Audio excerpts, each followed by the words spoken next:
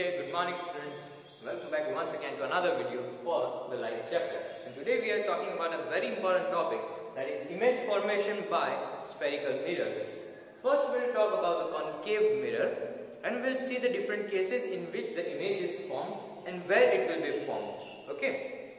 So first of all you need to understand that from a very particular point there are infinite numbers of rays of light which are going to be incident on our mirror.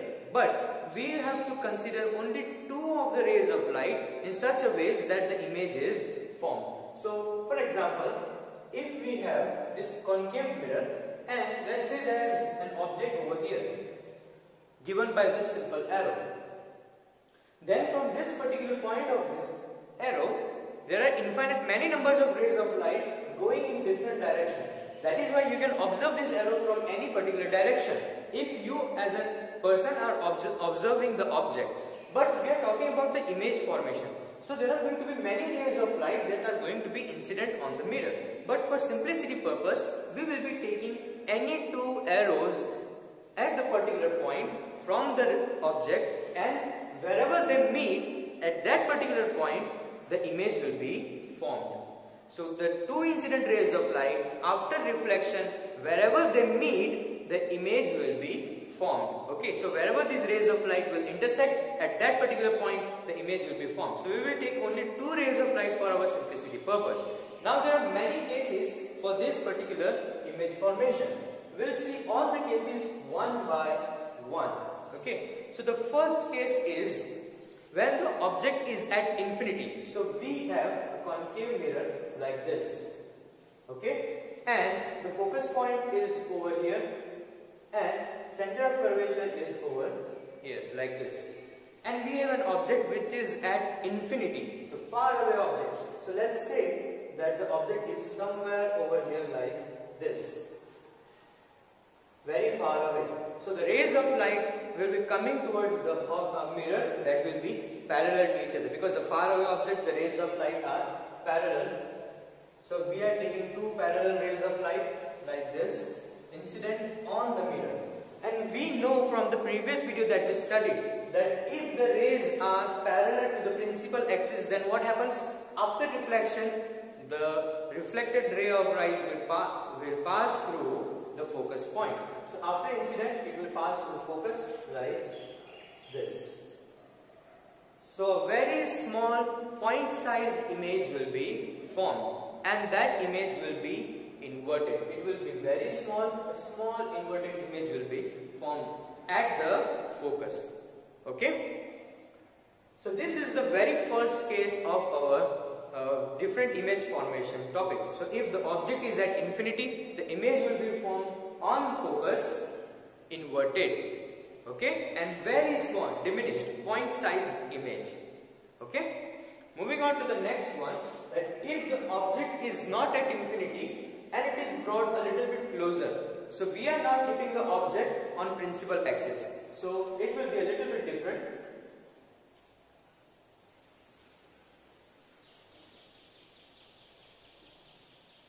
This is our principal axis. Sorry, center of curvature, focus point, and this is our pole. But now the object is not at infinity, but it is closer to the mirror.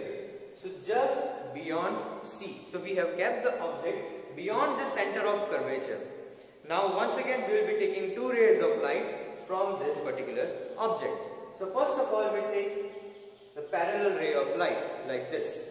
Okay, and of course, if it is parallel to the principal axis, it will pass through focus. Similarly, we take another ray of light.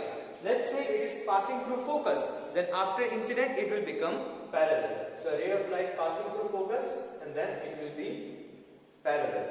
So after passing through focus, it will become parallel. So over here, as you can see, the image is formed like this.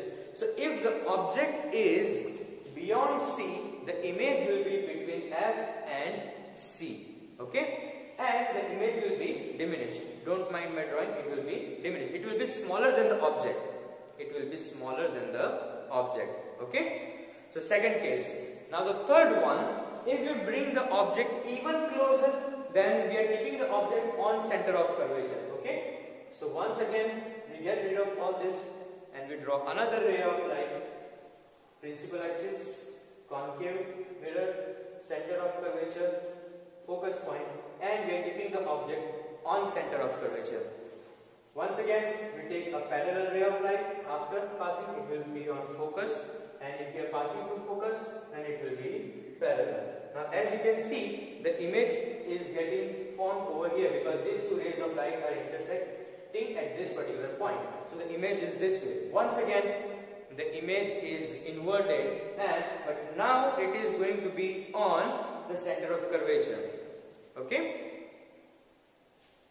The third case. Now we are moving even forward. When we keep this object between F and C, so the image will be formed where? We will just find it out. So we are moving the object even closer to the mirror. We are keeping the object even closer to the mirror now. Concave mirror, focus point, center of curvature, and we are keeping the object over here like this. So one parallel ray of light like this and passing through focus, and the other one is we are passing through focus, so it will be parallel.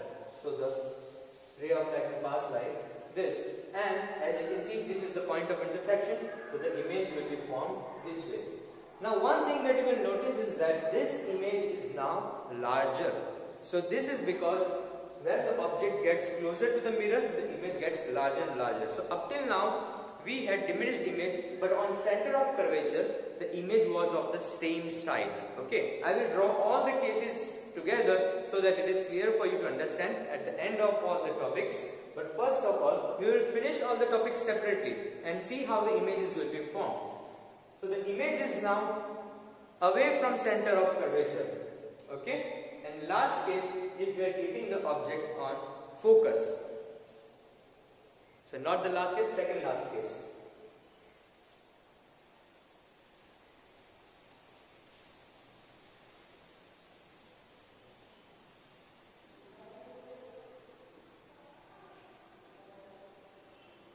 So if you are keeping the object on focus, then what will happen? Now in this case, as you can see, in all the cases we took that if it is parallel, it is passes through focus, and the second one we are passing through focus. But in this particular case, this is not possible. So how do you take that? So first of all, you take one parallel ray of light. So after incident, it will pass through focus. The other one is that you can take the ray of light passing through center of curvature or through pole. So I take a ray of light which is passing through pole like this, and this becomes angle of incidence, and this reflected ray of light will pass like this, and this will become angle of reflection, angle of incidence and angle of reflection. As you can see that these two rays of light are parallel to each other, okay, and because of this they will meet at infinity. So if the object is on focus, image will be at infinity and it will be highly enlarged, very large image will be formed, but it will be at infinity, okay. Now the last case, if we move the object even closer, okay. So now we are keeping the object between focus and pole.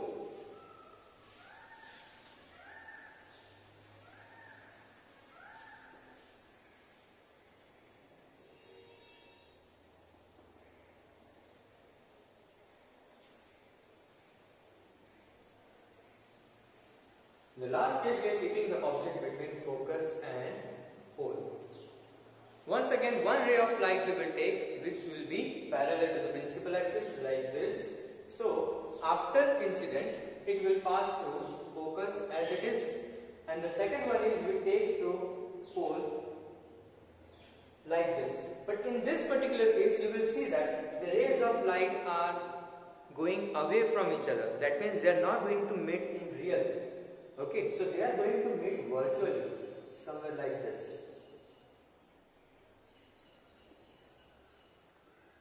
So at this point they are meeting virtually, and hence the image now will be formed behind the mirror and it will be virtual. Okay.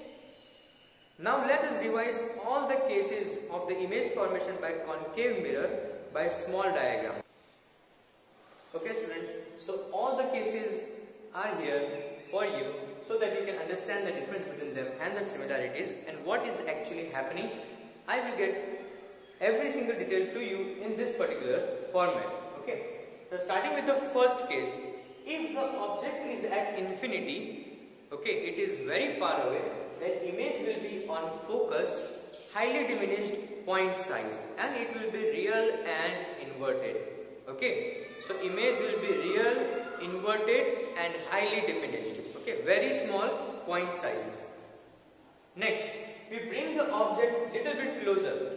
Okay, so the image goes a little bit further away, and now it is not point size, it is larger than what it was before, but still it is smaller than the actual object. So I repeat once again, now we are bringing the object closer to the mirror, but beyond C. Okay, we are not keeping it at infinity, we are keeping it somewhere closer, but still beyond C. We are not bringing it on C or between F and C. That is what we are going to do in the next one. But like it was before at infinity, now we are bringing it a little bit closer. Okay, so if the object is beyond C, then the image is not on F, it has moved a little bit away from F. So as the object comes closer, image goes further away from the mirror. So if the object comes closer to the mirror, image goes away from the mirror. Okay, I repeat once again, in all these cases what is happening, the object size does not change. Imagine this marker, okay, this is the arrow that we are projecting in the image. So if this is the marker, then the image will be point sized if it is at infinity.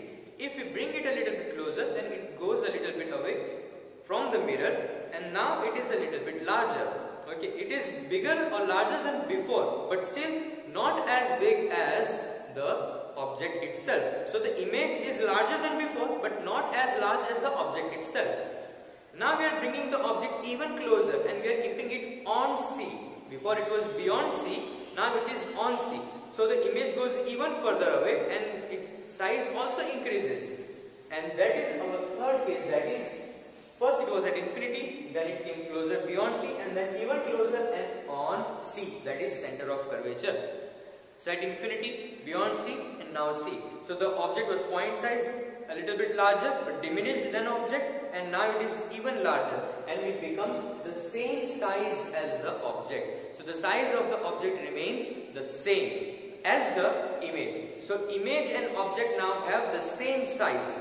As you can see that gradually as the object comes closer, the size of the image is also increasing. Now you know what happens next. Now because on center of curvature, the size of the image is same as that of the object. So if we bring the object even closer, now the size will be enlarged. So it will be even larger than the object itself. So as we move closer now, so from C it becomes between C and F. So between F and C or C and F. So the now image goes even away. And now it goes from beyond C. So when the object is between F and C, the image goes beyond C and it becomes larger than the object itself. So before it was highly diminished because it was at infinity. When it came closer, it became a little bit larger. When it came on C, it became the same size. Now it becomes between C and F, it becomes larger than the object itself. So the now image is larger than the object. So if the image is of 5 centimeters, the object is 5 centimeters and the image is maybe 7 or 8 centimeters depending on the lens. Okay, depending on the mirror.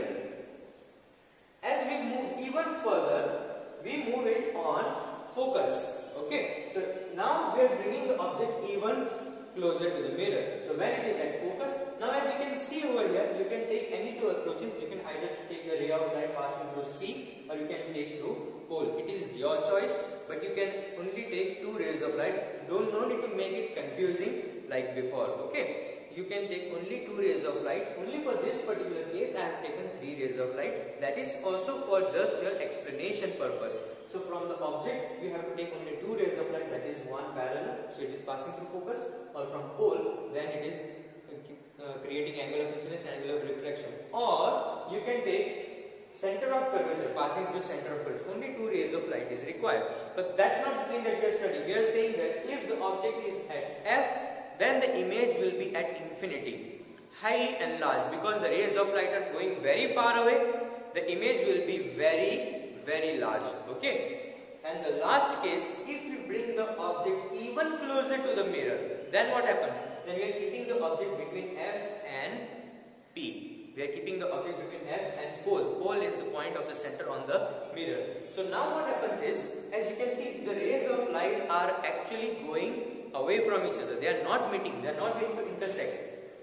So we are not going to get a real image. In all these cases, in all these 5 cases, that is 1, 2, 3, 4 and 5 cases, we are going to get real image that can be projected on the screen. Okay, but in the last case, the rays of light are not meeting and therefore we cannot get a real image. How can we get an image then? Then you take the virtual rays of light behind the mirror and wherever they intersect, you will find an image over there. So as you can see, in all these cases, our arrow was upside down, indicating that if the object is like this, then the image formed will be upside down, inverted. But in this case, if the object is kept like this, then the image is also formed this way. That means the image will be erect and not inverted. It will be erect image. Okay, it will not be an inverted image and it will be enlarged. So it will be magnified, it will be larger than the object itself. So the image formed in the last case will be larger than object itself. Okay, I'll go through all the things once again. If you bring the object closer to the mirror, then the image goes further away. Also, if you bring the object closer, the image size is going to increase. It will be real and inverted. So in the first case, far away object, infinity, the image will be highly diminished, point size inverted, okay, on focus. Second, you bring it closer, then the image goes a little bit further away. So if you bring the object beyond C, the image goes from F to between F and C, larger than before, but still smaller than the object. So the image will be diminished, real and inverted, okay. Third case, you bring the object even closer on C, so image will be also on C. This time, the image size and the object size will be same. It will not be enlarged, it will not be diminished, it will be larger than before, but same size as the object. You bring the object even closer between C and F and the image goes further away. Now because it was of the same size now when it goes away, it becomes larger than the object itself. So the image is now enlarged. Still it is real and inverted. In the last case, if we bring the object towards the mirror even further on focus, then it is the last case for the real and inverted image, because the object has creating a parallel light after reflection and therefore they will meet at infinity, creating a very large image at infinity. Still it will be real and inverted. As you can see, the rays of light are going the other way around and that is why it will be real and inverted. In the final case, that is not the real and inverted image, but it will be virtual and erect, but behind the mirror, because the rays of light are not actually going to meet in real life, but virtually, if we imagine them and we can see the object behind the mirror in the in a virtual form, in an erect manner. Okay? That's all for today, students. Have a nice day.